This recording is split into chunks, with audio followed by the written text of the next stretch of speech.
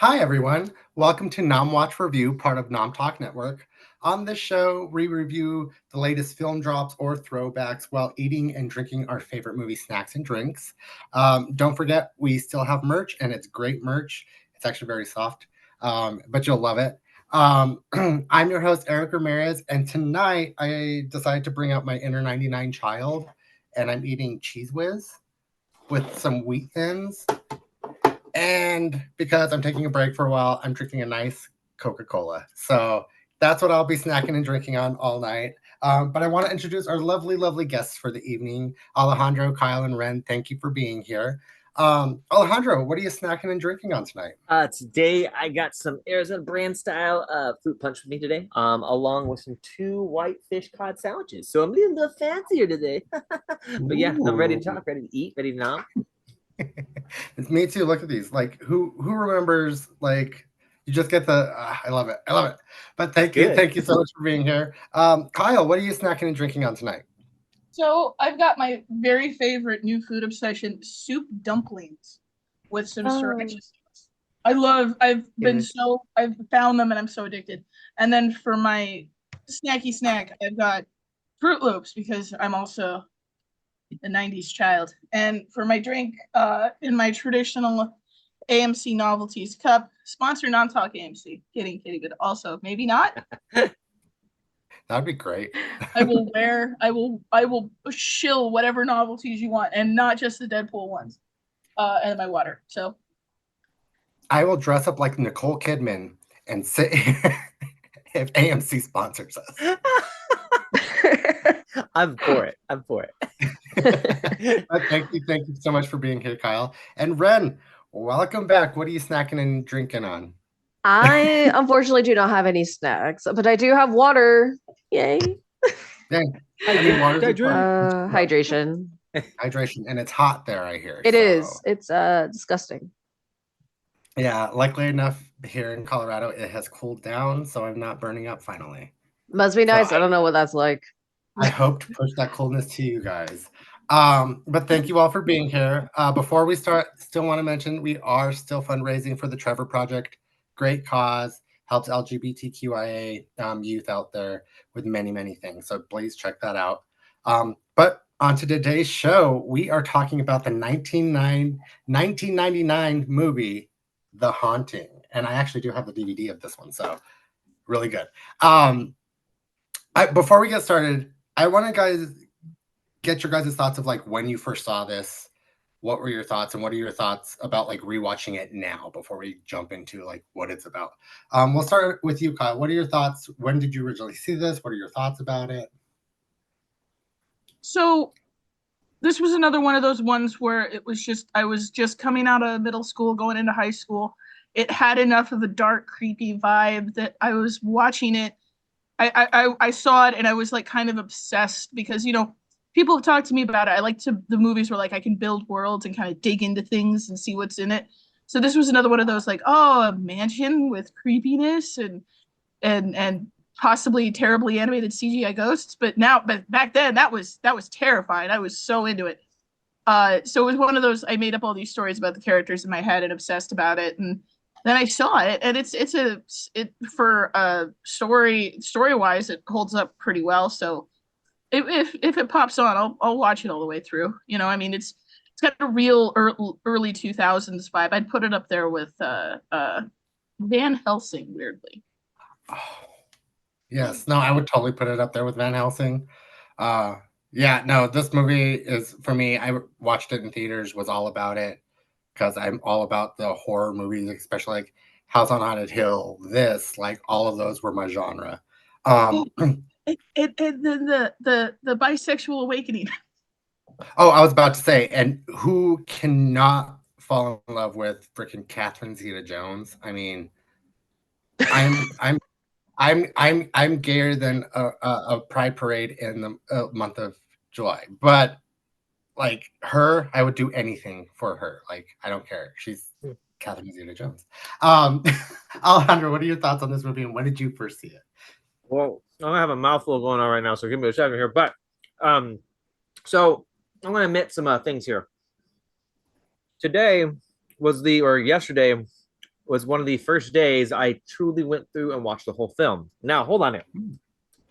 When it came out originally, I think I was around, I think 15, 16. And I was supposed to go on a date with some friends to like show off and be a good wingman for this guy and go take some girls to the movies. Well, at that time, I didn't brag about like seeing movies. And to me, like zombie movies were my thing. But for some odd reason, anything with ghosts scare the living shit out of me. I don't know what it was. I guess it's because I can't touch them. It just bugged me. It's like that was my fear at the time being.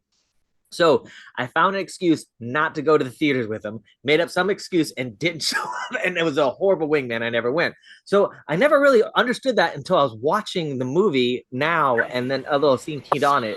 It actually just threw me off a little bit. And I was saying, give me 1 second here. Sorry. But basically what ended up happening, welcome back. But essentially, you know, seeing this kind of keyed it off and about the memory in general. But seeing the film now, I actually was a little pleasant surprised. My ratings, I'll explain that a little later, but generally it was a great reaction.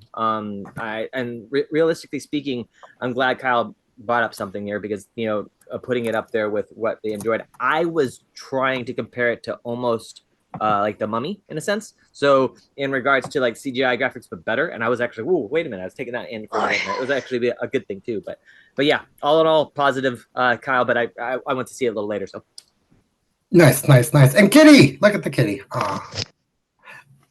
I don't know why it popped out there, guys. He started talking about ghosts, and I apparently just ghosted. So, Ren, what were your thoughts? When did you first see this movie, and what were your thoughts? I think when it came out, I hadn't been allowed to see it by my parents.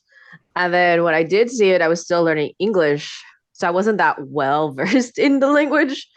So it was interesting to see it. I was also interested to like realize years later that baby Lightning McQueen was in there. I had no idea. I was like, I recognize that face. But I actually did enjoy the movie. Did I feel like, why are these people in here? Because like at the time I didn't understand what was happening. Like when you're learning another language, sometimes it's like it through a filter, basically. So I sort of got the concept, and at the same time I didn't. Okay. Well, it was exciting enough for like child brain that I was like, oh, yes. Seeing it again now, I'm like, okay. I see what like the adults at the time and like the older ones liked it. Oh yeah. No, I can definitely see where you're coming from with that filter and understanding from being a young age and plus learning a new language and everything like that. Like totally understand. But before we also, now that we've talked about like when we first seen it, I want to get your guys' popcorn ratings because we're kind of across the spectrum on this one.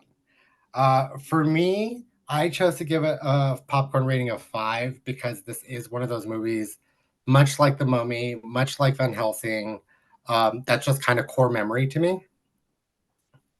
And plus Catherine Zeta-Jones, at the time, I was obsessed with her and she could do no wrong. So, like, loved it. Loved the creepy horror of the house. I love the fact that a lot of the horror that you get from this movie is sounds and not actual, like, oh, there's a ghost and it's just going to chase you. Like, you get that too, but it's more creepy sounds and just the vastness of this house, which I loved. And so I had to give it a 5. I could not give Catherine Zeta not a 5. So, but Kyle, what was your popcorn rating and why? So my popcorn rating was a 4. And now I want to emphasize that mini me, younger Kyle, if you go back, would have given this a 5 and a 500. Older me looking back at it, I see a little bit of a disconnection between some of the characters and some of the motivations. Everything holds up story-wise, but some of the characters and some of the motivations are a little disconnected for me. I would have liked it.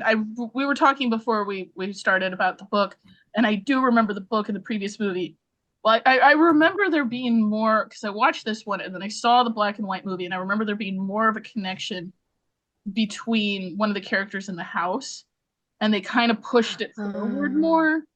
And like, so that, but this one, it kind of, Eleanor was kind of shooed in as like, oh yeah, she's the reason everything is happening. And suddenly she's the focal point character, even though she feels like she belongs in this house. And I just think as a character, she was outshone by everyone else because Catherine Zeta-Jones was amazing. And to be completely honest, this was the movie where I, as a queer person, heard her go, well, let me put it this way.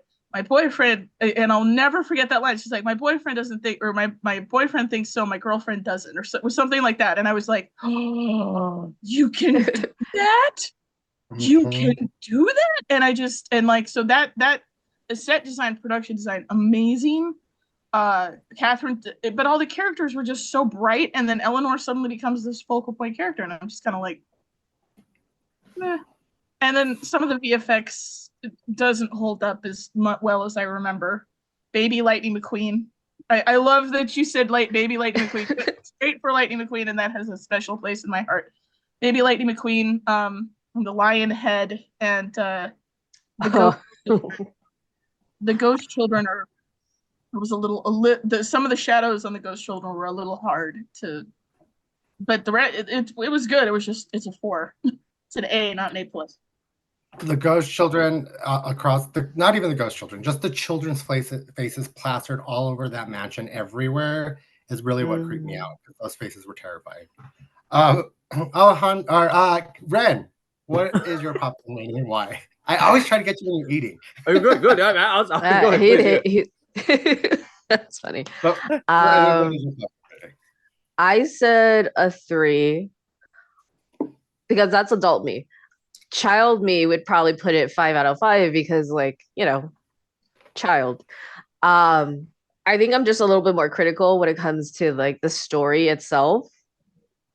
Mostly because what bothered me is that Nell, well, like the character, Nellie, whatever, she is the focal point, and like that's introduced rather late in the movie itself. There's no actual hints at the beginning. You feel bad for her because of her situation with the sister, the mom. That's pretty bad. But there's no like little crumbs. And I know everyone's like, oh, you can't tell everybody. Like, no, well, there's telling and then there's setting up. Setting up is not bad.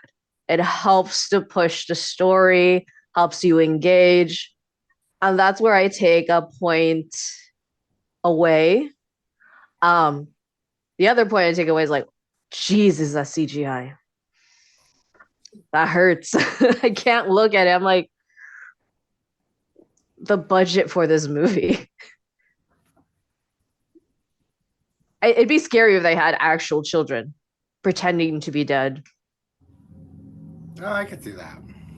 Like, not in the, like, the scenes where they show up in the curtain, but like, when like little kids just pop out of nowhere and then they disappear because kids do that. That's actually terrifying. That's terrifying. It's like, where did the child go? That's where the other point goes. But overall, if someone plays it, I'll watch it. Yeah.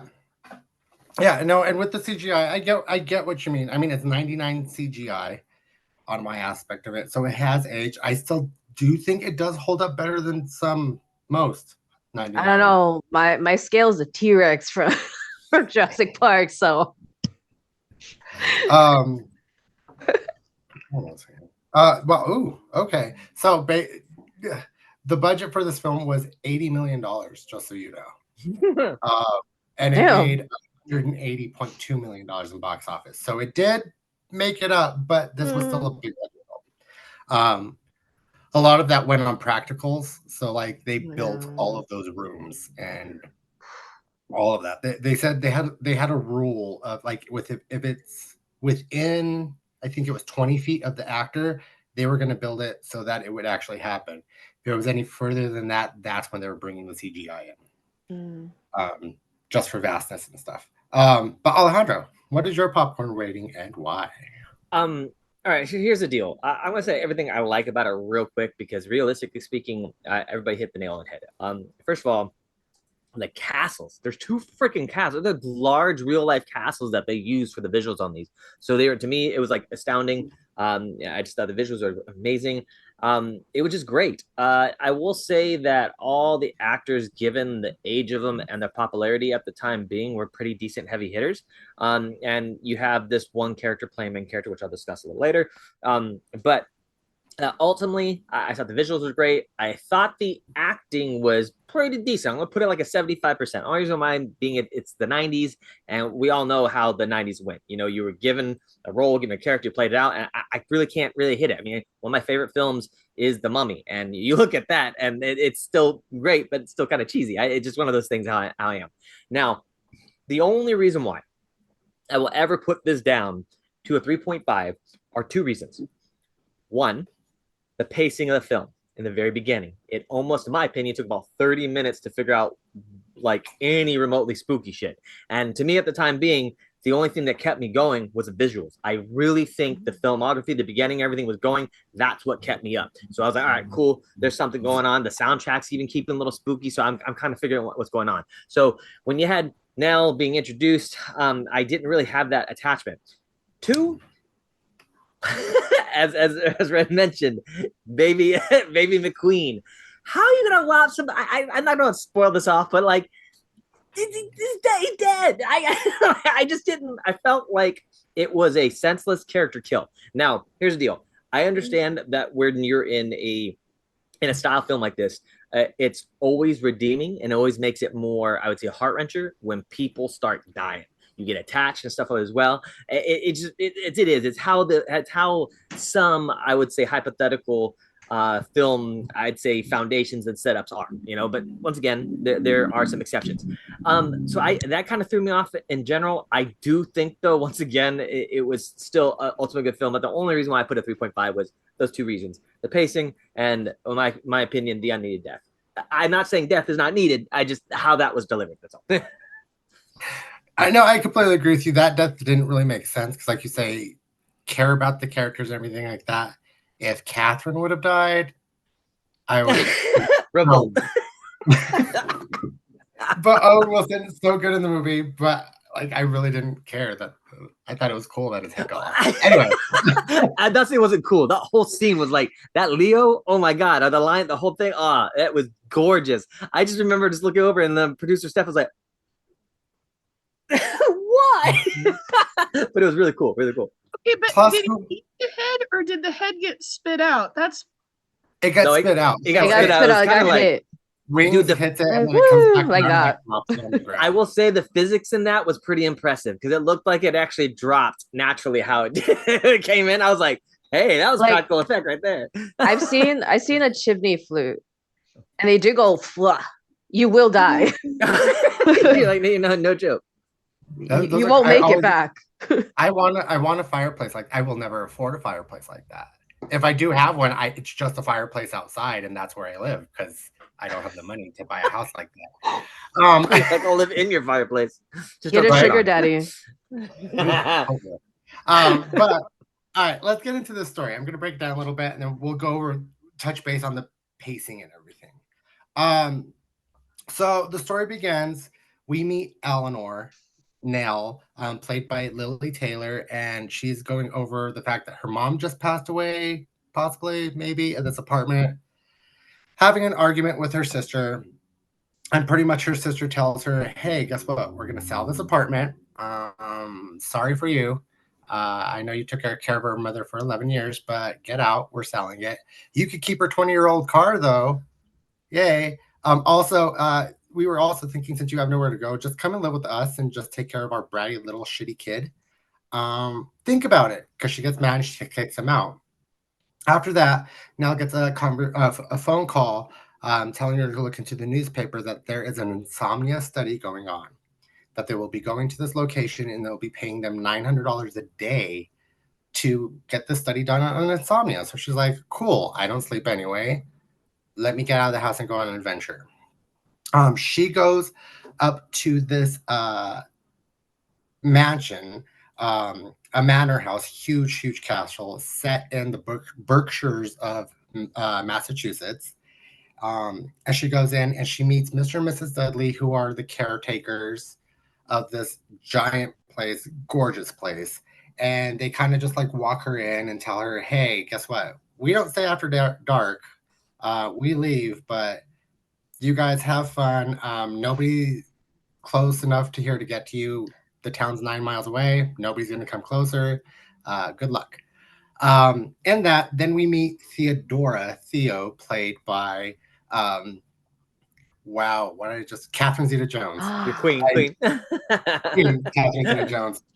We meet her, and she's kind of this eccentric, glamorous girl who's bisexual and free-loving and really domineering and a great personality. And they start running around this castle. We go into this mirror, like carousel glass room, which is very weird. There's a little moat with books that you can run across. Cool house. And then we run into another person who's played by Owen Wilson. I think his name's Luke in this film, Luke Sanderson. We meet him, and he's a part of the study. The study that they're doing is for a Dr. Moreau, who is played by Liam Neeson. And he actually brings them there for nefarious purposes because he's told them it's about an insomnia study. But the study is actually about fear and how people react to it. So his plan for that, keeping them there the week, is to make them scared and see what they would do and see how they react. So they're there, and small things start happening. Nell starts hearing stuff. One of the doctor's assistants gets smacked in the eye by a wire piano, so his two assistants end up having to leave. So it's just the four of them. In this, he tells them a story of a Mr. Crane who built the house for his wife and wanted to fill it with children because him and his wife loved children, but they didn't have one. Unfortunately, the wife passed away during one of the years later, and then he passed away, and the house was just kind of sitting there. Later on, he tells Luke that actually the wife killed herself because of something that was happening. Didn't really go into detail, but he fed them to the other girls. Freak things start happening, like little sounds and stuff like that. And Nell starts hearing children, and freaky stuff happens. Her name gets painted on this painting that says "Welcome Home, Eleanor." She finds bones in the fireplace, and nobody's believing her. Towards the end of the movie, they start to believe her because not only does Dr. Moreau get grabbed by a fountain in the greenhouse, but Luke almost gets his head decapitated by the chimney flue. And then the bed attacks Elle, and then the house starts attacking everybody. Unfortunately, Luke loses his life. But at the end of it, Nell gives her life to get the Hugh Crane into this door where the spirits are going to take him. And then she flies off with the children. And that is it. And then they walk out and wait for the caretakers the next day. And they unlock and they're like, what the hell did you do? Stupid city people. And that is kind of it. We'll start with you on Alejandro. Alejandro, what did you think of the story and the pacing? Because I know you said that was a big issue. Oh my God. I love how you just explained that. Like, I felt like it should have been introduced like how you just did it originally, at least in the first 30 seconds for introduction wise. But no joke. My only complaint about the pacing essentially is going to be the first 30 to 45. I don't even dabble into the first hour of the film. Now, when I say hour, I don't think the acting's bad. I don't think the music's bad. I think the cinematography is gorgeous. I believe the fact that there are attractive looking actors on the screen, even though we have Nell that's supposed to look homely. She played, for the record, she's a very excellent playing these characters that I would consider like under the, and I'm going to call it out here right now. I fully believe with her. She is my first supernatural final girl that I've like thought of, because I've seen like a lot of final girls and slashers, and I see her as that final girl in like a supernatural format, because you see that whole transition. And speaking of pacing, not to hop too much into it, but the fact that you see, I would say the redeeming quality of the pacing is that you witness Nell go from timid to like supernatural badass within like 20 minutes. I mean, she's duking out with massive things with a griffin with a I think it's like a Metal griffin. griffin. A griffin. Yeah, like a steel griffin, hypothetically speaking, what they're Yeah. imagining. You got the house that hypothetically is already chomping at bits at her. At first, she was terrified, but then she, as built that courage, because I think that whole mom mode kicked in, because you could tell immediately when she talked about the children and so forth. It kind of got her into that aspects of it. So the redeeming quality and the pacing aspects for me were showing her character development of how she transitioned to just being a badass. Now, what pissed me off about it is how long it took to get there. And Ren and Kyle, you mentioned it spot on earlier. The fact that you're like, who is this? Why is Nell important? Like, okay, cool. You have a shitty life. You're about to be like, orphan Annie, but now you're part of the sleep. And then all of a sudden, it just sucks you with, this is what happens. This is the house. Now, realistically speaking, the only reason why I even paid attention, the length of like explaining why she needed to be there, was because the freaking place is gorgeous. I mean, it's just visually stunning. Honestly, it's half the reason why I watch the film, trying to figure out like, hey, what's going on with this? In regards to the pacing at the very beginning, that's my only irk per se. Other than that, after that, it's a pretty spacey thing. I give credit to people that wanted to shove in the storyline pretty quickly in the beginning, and even going into the concept of explaining who she was, comparing, showing the pictures slowly but surely, kind of getting puzzle pieces together. After I was like, all right, I'm feeling this. I will say they did really, and Eric, you hit this nail on the head. They did really well with scaring the shit out of you with sounds. And the fact that they were able to go ahead and get you spooked with, and the first, I would say, in the introduction to Ghost, with actually showing you Ghost, was pretty gnarly. To me, the whole shaking the doors, seeing them bulge out kind of deal, it was the unknown that was creeping me out about the whole concept of that. So they just killed it in that aspect of it. But once again, my only complaint essentially in the pacing was the beginning. After, it's pretty good. Now, yeah, I'll save my rambling for the rest. And before I get to you, Kyle and Ren, I do have to jump in the chat and say Nom Talk did redeem Hydrate. So cheers, everybody. Hydrate. And then also before, I think a lot of the pacing issues that you are seeing is because this screenplay was written and then rewritten. Stephen King wrote the original. The original screenplay for this, and then stuff went wrong with him and Steven Spielberg, right? Yep. Left. And then that's when David Shelf took over and rewrote everything. Did you mention Rosewood? That you mentioned that there's aspects in Rosewood that was involved in this because it, like the separation you said? Well, once Spielberg left this because he didn't want to do it, he still had what he wrote, so he revamped it again for the miniseries that came out in 2002 called Rose Red, which is also based off of this book. So I gotta watch that. Okay, cool. Thank you. That's gonna happen tonight. That's what I go. If the pace, it's so long. If the pacing annoys you at the beginning of this, the first episode or two in that one, you're like, well, I'm all like, see, that's the weird thing about me. That's the one thing I irked me about watching the film. I don't know why the pacing got to me so much, because I'm the individual that I will watch. Like, I love Lord of the Rings because it was 3 hours long. They gave it everything, and I think that's another thing that I understood by reading the book. So once again, it might be that hypothetical with this. Yeah, you should watch One Piece then. Jesus. 365th episode. I'm a straw hat. Sorry. Sorry. 669. Yeah. Nice. I got 300 more to go. Here we go. Nice. Sorry, guys. I want to end my life. Sorry. Ren, what did you think of the story and the pacing? I think if you have a main character, you make it the main character. I don't mind if the main character surprises you later on, because you are introduced to so many. And they all have a certain draw. So your eye goes like, who is it? And you skip over Nell, because she's so Nell. And that's fine.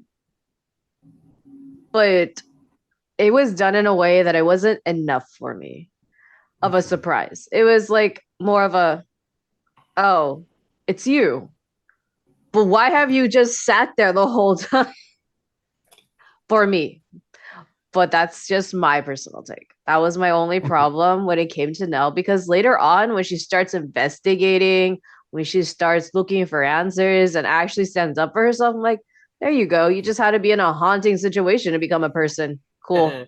Just had to be in a haunting situation. I feel like one aspect that wasn't explored enough was how much of her mother overshadowed her. It was barely touched upon. And I'm like, if this movie was longer or like a series, although series weren't really a thing in the 90s, I guess, I think that would have done better. Like miniature little flashbacks in between incidences that would happen to Nell. That would have been nice to see, like, why she's so in the background. Because it's only later that you realize she's always been in the background. Not by choice, but she's just so oppressed. Mm-hmm. And that's like something I would say the average movie goer would not pick up on. Sorry, but it's something like you have to kind of just sit and like think about, or you're used to looking for those type of things. But once it actually picks up, the potential of what it could have been at the beginning is shown. You just have to make it through the first 30 minutes. Yeah. I will say we had potential death victims with the assistants. Why you throw them out? I know. Could have used those bodies. Those bodies could be used. They could have saved Lightning McQueen. Literally. No. He had to go so he could become Lightning McQueen. The haunting was the reason he became. That was good. That was good. Sorry. His awakening. Full circle. Yeah. That was their plan all along. Exactly. And look how many movies Cars got. I mean, come on. I mean, that's true. Are they making another one or is it a TV series? They're making another one. Are they making another movie? Yeah, they're making another one. I will let you know before we get to Kyle's thoughts on the story and the pacing. There were plans to make a second haunting, but nobody signed on. So how dare they? You know what? That's fair. With that ending, they signed on now. I mean, with that ending, I would have been like, bye. And like a ghost Owen Wilson going, oh wow. Where are you gonna go at the ending of this movie? Like, 2 of them are dead. We have no idea what happened to the assistants. Maybe they did die on the way to the hospital. That's why they were killed off on the road. Yeah, they never really got anywhere. They're still in the house. They became road ghosts. All right, Kyle, what did you think about this story and the pacing? Okay. So, first of all, Ren, I love how much you love Lightning McQueen, because Lightning speaks to me on a personal level. Really appreciate that. I had to say that. The second though, it's really funny what conversations will bring up when you're talking to people, because as we're talking, I do remember I saw the 1960s black and white version of The Haunting. And I was sitting there and I was thinking about it, and I was like, when Erric said this one was rewritten twice, that makes a lot of sense, because in the original, there is reasoning for that too. Why in the original? Because the original was so close to this one, they were not allowed to use really anything from the original movie. So they had to change it. Oh, okay. So some of the story beats with Nell then make sense, because I remember in the movie, her whole thing is that no one can tell if the ghosts are real or if she's having an episode, because her life has been so traumatic and so sad, and she's put in this situation where she's seeing all these things and dealing with all these new emotions, and so no one can tell if she's like breaking down or if it's because this place is actually haunted. I still say that they did not do themselves any favors maybe by including that, because the pacing really does.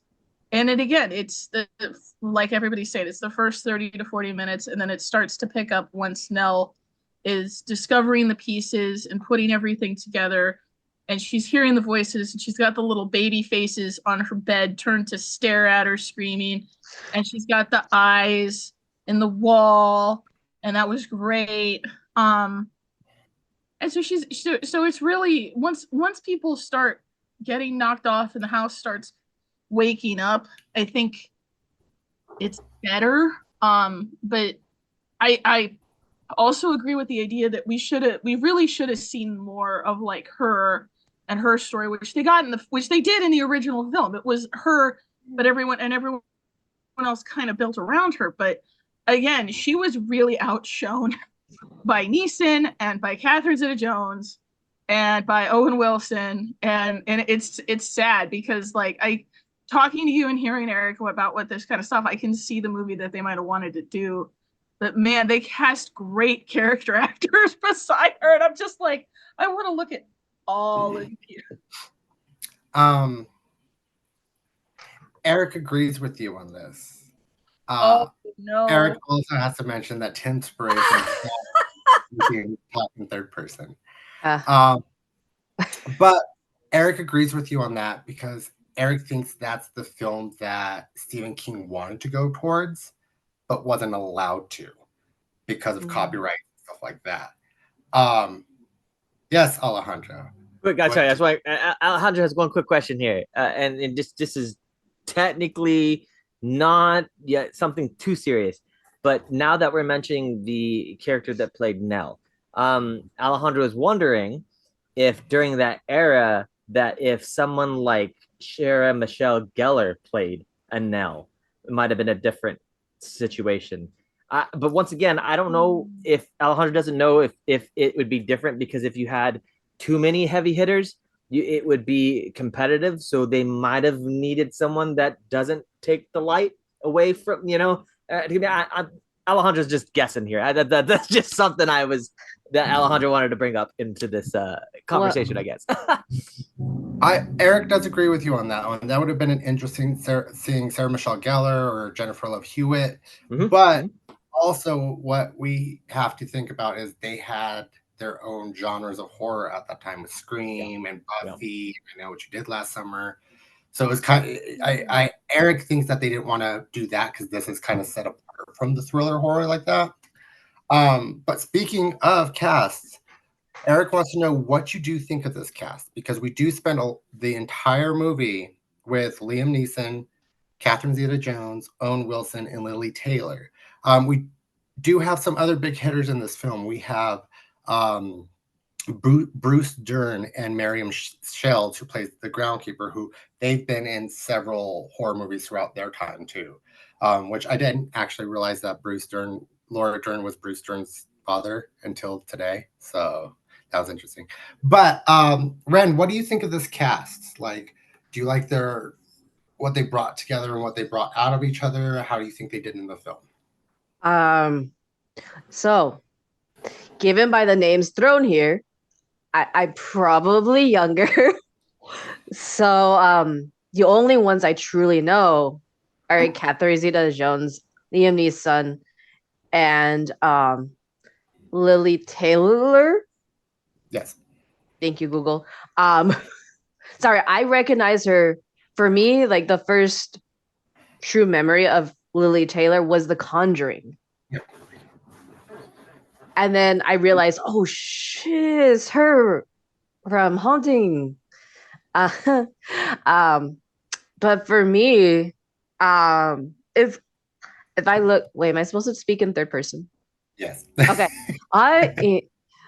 Eric doesn't tell Ren anything, I see. Okay. Eric does apologize. Eric does apologize, but Eric also wants to all of us get to talk in third person.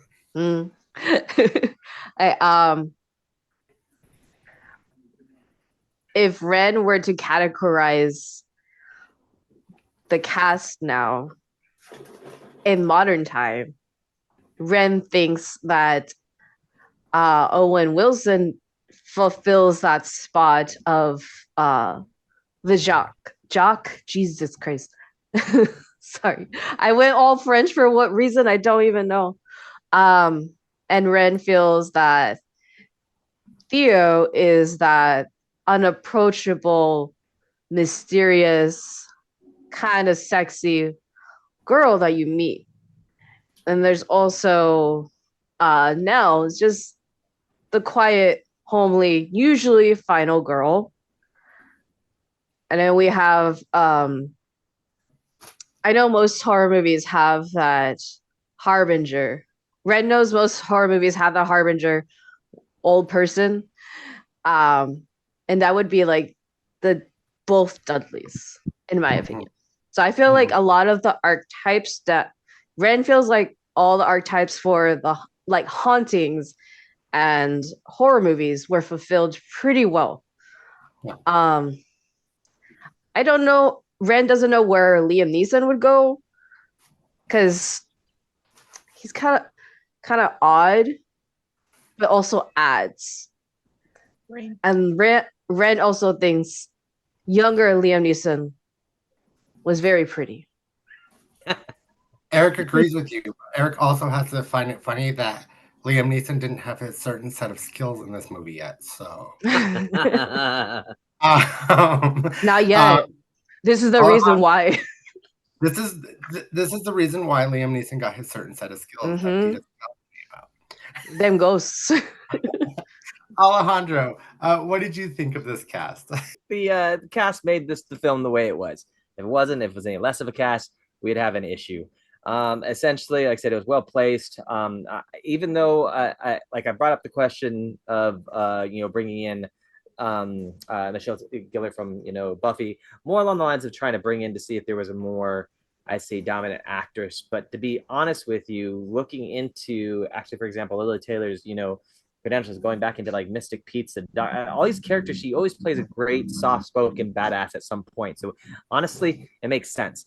I would probably more like blame the script a little bit more compared to the actual cast, because I feel as if the script is the reason why, or delivering. It could even be the editing. Who knows? I mean, in that aspect of it, we not to make speculations or anything. But I digress. Regardless, the cast was amazing. I felt like in regards that they, hit the nail on the head. Like we mentioned before, I don't know what was cut off. I believe Catherine Zeta-Jones has sex appeal, but also gives the actual ability to have lines to a female character. Given there were some moments where it seemed like the character switched, prominent, I would say, regular roles, which may make this a little more exciting now I think about it. I mean, because you have which Ren mentioned earlier, which is great. Eric, you did too, and if you did Kyle, I'm sorry, but like in regards to actually, you have Liam Neeson and Owen Wilson kind of portraying the lead, I would say, macho roles. You have Catherine Zeta being the sex appeal, yet different because she is confident going after I would say, future heroine. And then you have the classic old people mystically warning you about the spooky things about to happen tonight. Make sure you lock your doors. And yet it seemed all three characters have their moments of, hey, I got your back. Let me go do anything. Let me help you. Because there were moments in which the three, I would say, characters that would be propelling around Lily Taylor's character. You have Owen Wilson, you have Liam Neeson, and Catherine Zeta-Jones when they found out, because I believe it was Ren and Kyle mentioned this earlier. Both of you mentioned the concept of them, not believing, Nell's, I would guess possible, she's making this up in her head. It's all mental. And it was kind of scary, but then realizing that it was real, all three of them switched in hero mode. They were like hauling butt to go. I mean, pieces and stuff was coming out like crazy, and yet they were still running into the rubble to get her. And I was like, realistically speaking, that was cool that they showed that even all three of these characters have a different backing. All three of these characters had a different perspective. They all went in hero mode to go get her in the midst of everything. So they didn't make anybody, I would say, like a wimp. And I'm not saying everybody's going to run into fire. There's going to be people who I mean, I'd be freaking terrified. I'd like to say ghosts are my fear. So I don't know exactly how brave, like dragging myself, oh, who help you as I cry. But I mean, I don't know, in that regard, I thought it was pretty impressive how they did it. So digress too much, but in a long story short, the casting, I believe all the actors portrayed the characters pretty well and made the film what it was. Yeah, no, I completely agree with you. They gave a good arc to all of them to be like, this is who you are. But then at the end, they all gave them that kind of hero moment type thing with Nell, and then also gave Nell her hero moment too. You definitely have to check out Rose Red, because it brings in kind of like how Haunting of Hill House, the TV show and the book art, it kind of brings in that all of them have like powers and stuff like that, like premonitions and all that. That's what Rose Red kind of brings. I want to see it now. I want to see it so badly. Kyle, what did you think about this cast? Because I know you have thoughts. Well, I appreciate everybody coming back so strong from that catastrophe. And she didn't have to be punny. She didn't. She did. Kyle, Oh my God. Kyle, you didn't have to do it. They didn't have to be funny, Kyle. Oh, there's a cat. Cats are here. I love it. Oh, it's Turger. I can't do another one. I will be blunt and I will be brief because we were talking about this. Each character has their archetype. Liam Neeson, Fred Jones, Catherine Zeta-Jones, Daphne Blake, Lily Tomlin, Thelma to a point, Luke Wilson, Owen Wilson, playing as his brother Luke, Lightning McQueen. Also, Lily Taylor, not Lily Tomlin. That would have been a way different movie. Sorry, Lily. Who's that? I don't know. Wait, who is that other person? Sorry. Lily Tomlin is an older comedic actress. Hilarious, but way different movie. Yeah, like she you would recognize. I'm trying to figure out what movie. I'll go into later. I'm sorry. It feels like I belong. I'm gonna that's Lollapalooza. That's not even it. That's a Vanessa Redgrave joke. I know I'm smart. Yeah, I'm not. My brain's not cooked by the sun. It's everybody. Everybody had their character Scooby-Doo arc. The only person we were missing was Scooby himself, and I think that, because Scooby's the very real comic relief, but all of them represent their character archetypes.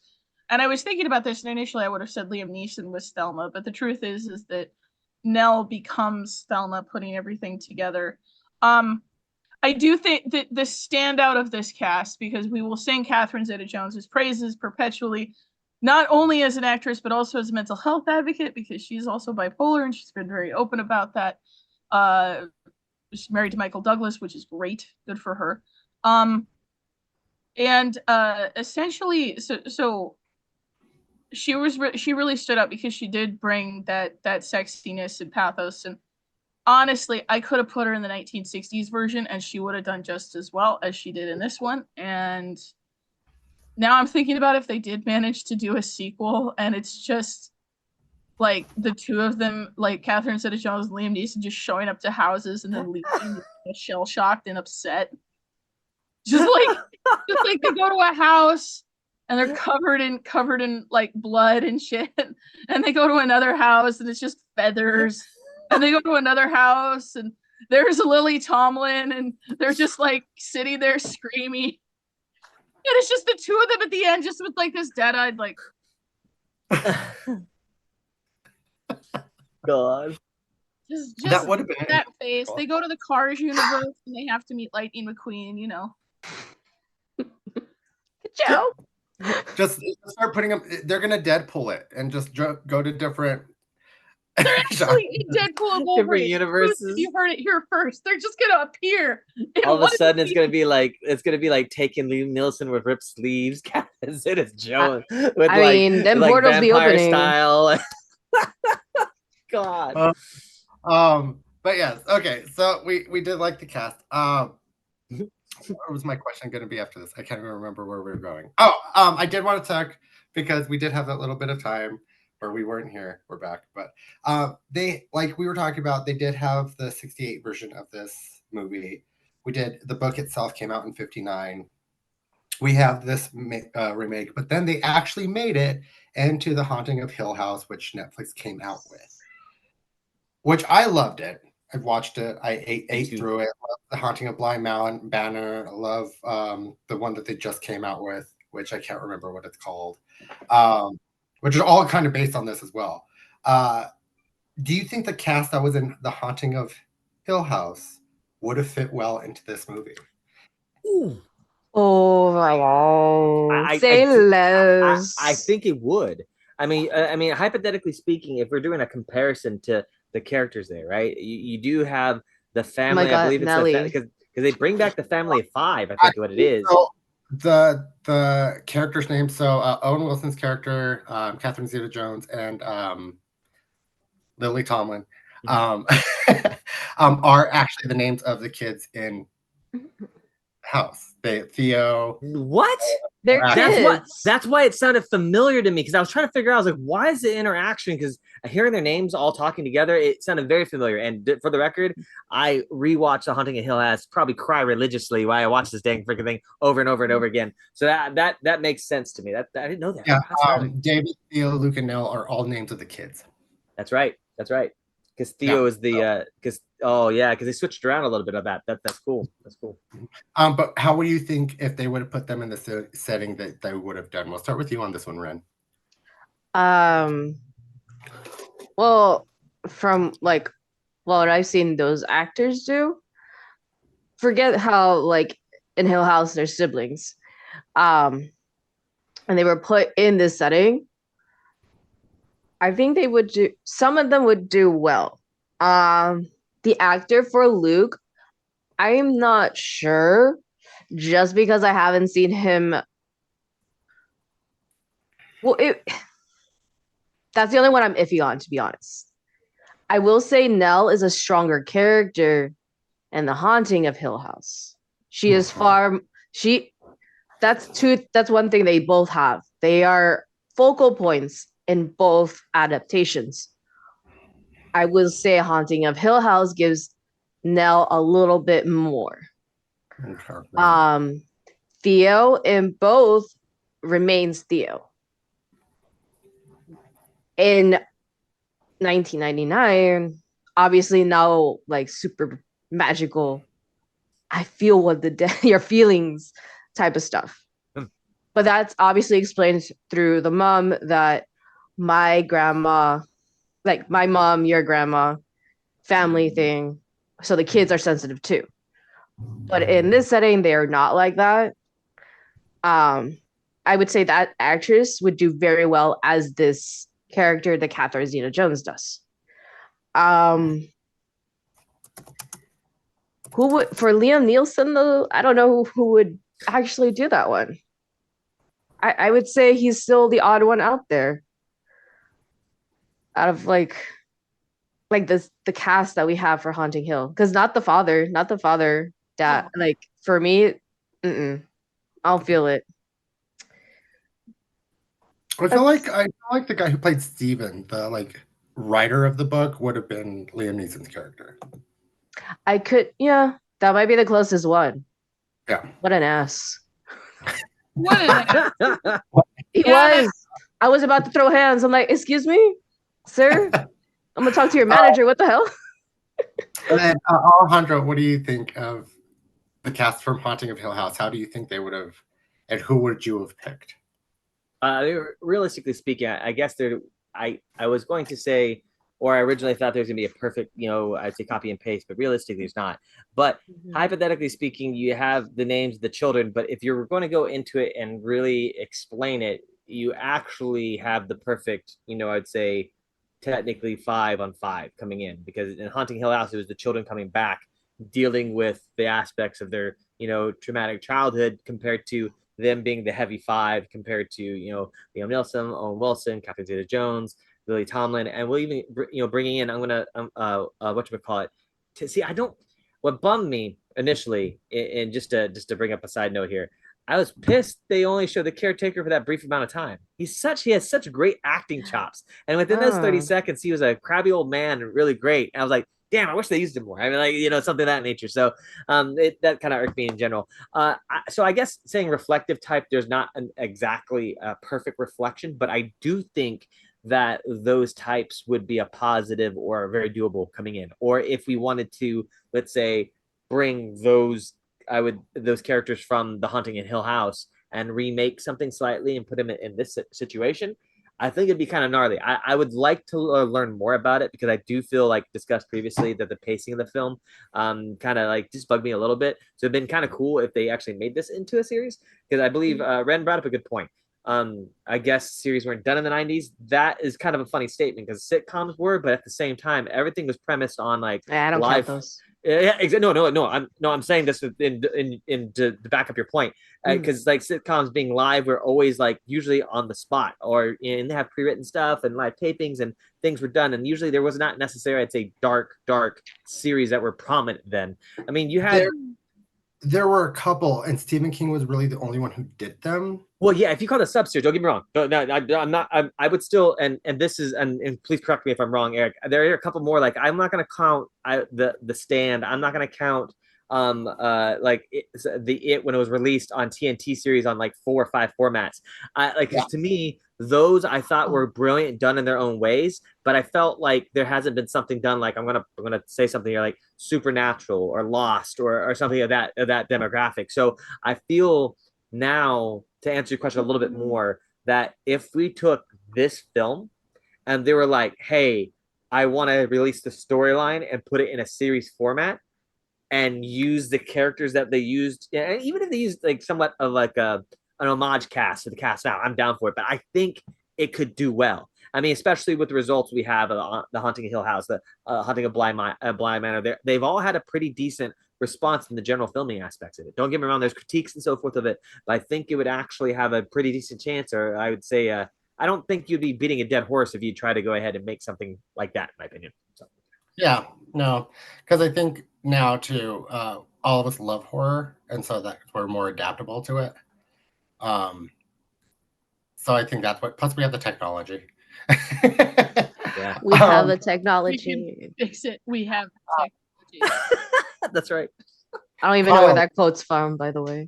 It's from a series called The $6 Million Man in the 70s. It's about a guy who used to be an astronaut, and he blows up, and then they make him into the Bionic Man. He's the $6 Million Man. What? I've never heard of this. It's gnarly. It's like one of the first superheroes. The more you know. Cast of Hill House being in this setting that we're talking about today, do you think it would work? Who would you want to work? It's not comparable because it's not the book. They would have to do an actual. Flanagan's strength comes from doing multiple version. Like Flanagan's strength comes from adapting. Like the Fall of the House of Usher is not the Fall of the House of Usher. It's a great series, but it's not the Edgar Allan Poe poem. Haunting of Bly Manor is not the is not the story, and Haunting of Hill House is not the story. If you wanted to do it, you would have to adapt the same. It's a scientist. He's a shithead. He was played by Liam Neeson. He was played by Vincent Price. He takes a bunch of hot people into a house. One of them is queer. The other one's a woman. The other one's a woman with slightly unbalanced. She gets more unbalanced. We watch him in the house. They do stuff. The queer lady hits on the unbalanced lady. There's a lot of stuff that is left to be mental, but you can't add the family dynamic into it because while the character names are the same, there's never been like a beat for beat adaptation, and maybe it's unadaptable. I mean, it's like trying to. Shirley Jackson has a couple of other books that I can't see them ever adapting because they're just so weird. Like The Lottery, which she did, is weird. As is We Have Always Lived in the Castle. Like We Have Always Lived in the Castle is a weird book if you've never read it. It's a very strange book.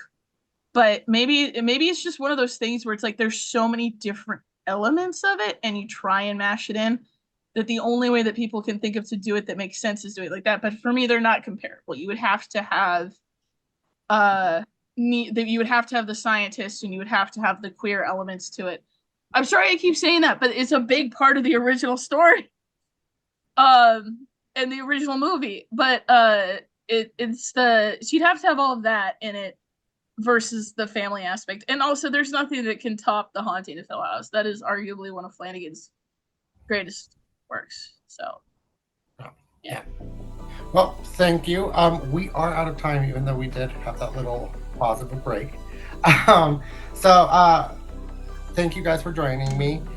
Give your last reviews and also let everybody know where they can find you out there. We'll start with you on this one, Alejandro. You can find me Instagram at IAMCOWIE. That's I am Cowie. A lot of reels or shenanigans, you name it. Just a lot of try to get some creative stuff going.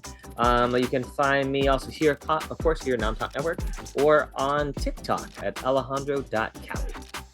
Nice. Well, thank you so much for being here. Ren, where can everybody find you out there?